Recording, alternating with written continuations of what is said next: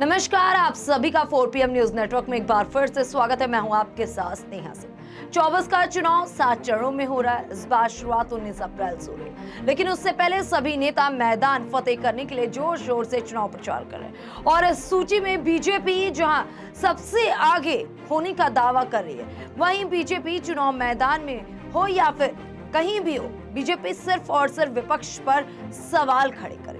लेकिन अब लगता है कि बीजेपी को बीजेपी क्रेडिट पार्टी बोलना भी कहीं से गलत नहीं होगा, क्योंकि बीजेपी प्रचार के दौरान जनता को अपना काम कम गिना रही है, विपक्ष की कमी ज्यादा गिनवा रही है। क्या वाकई यही दावा लेकर के बीजेपी चुनाव मैदान में जनता के बीच जाएगी और ऐसे जनता करेगी भरोसा?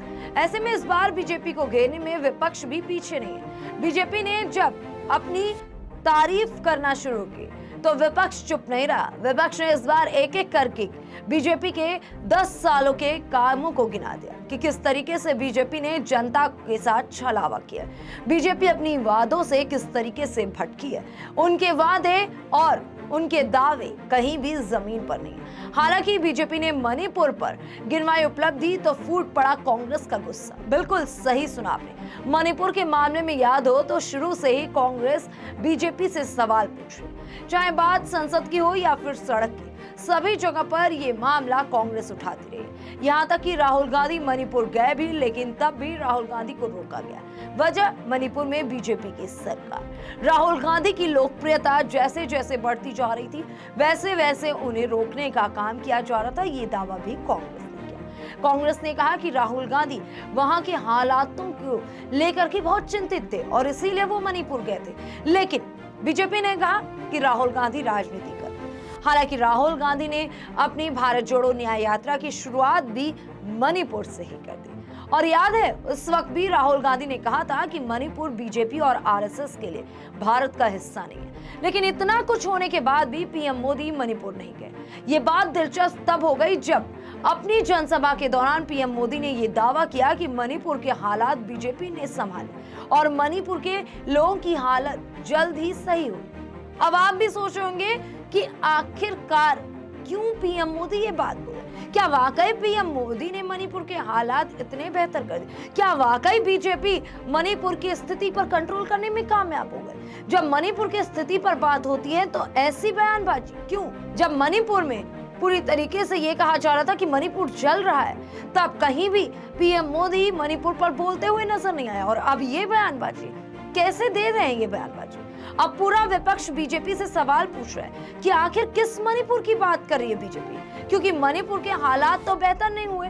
फिर कांग्रेस ने मणिपुर की स्थिति के संबंध में प्रधानमंत्री नरेंद्र मोदी की ताजा टिप्पणी को लेकर आरोप लगाया कि पूर्वोत्तर के इस राज्य में हिंसा भारतीय जनता पार्टी की विभाजनकारी और ध्रुवीकरण की राजनीति का परिणाम थी। पार्टी महासचिव जयराम रमेश ने यह भी कहा कि बीजेपी का ये कहना अपमानजनक है कि प्रधानमंत्री ने मणिपुर को बचा लिया। उन्होंने आगे कहा कि सोशल मीडिया मंच एक्स पर मैं ये पोस्ट लिखा हूं, बीजेपी के लिए ये दावा करना अपमानजनक और बेशर्मी से भरा हुआ है। प्रधानमंत्री ने मणिपुर को बचा लिया। कैसे बचाया? कहां बचा है मणिपुर? सैकड़ों लोग मारे गए और लाखों लोग परेशान हैं। डर और भय का माहौल अभी भी बना हुआ है और समुदाय अलग अलग रह रहे हैं। उन्होंने दावा किया कि प्रधानमंत्री ने 11 महीने में मणिपुर का दौरा तक नहीं किया और ना ही उन्होंने 3 मिनट के अलावा इस बारे में कोई बात की।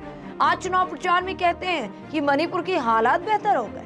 रमेश ने आगे आरोप लगाया कि प्रधानमंत्री ने राज्य के मुख्यमंत्री या विधायकों या सांसदों से भी मुलाकात नहीं की। उन्होंने कहा ये हिंसा, विभाजन और ध्रुवीकरण की राजनीति का परिणाम थी, जिसमें बीजेपी को महारत हासिल है। ये मणिपुर की वास्तविकता है।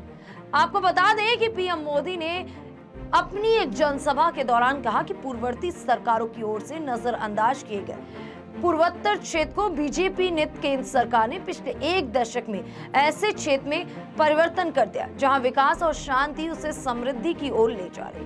प्रधानमंत्री ने मणिपुर की स्थिति और विपक्ष की आलोचना के बारे में कहा कि स्थिति से संवेदनशीलता से निपटना सामूहिक जिम्मेदारी है।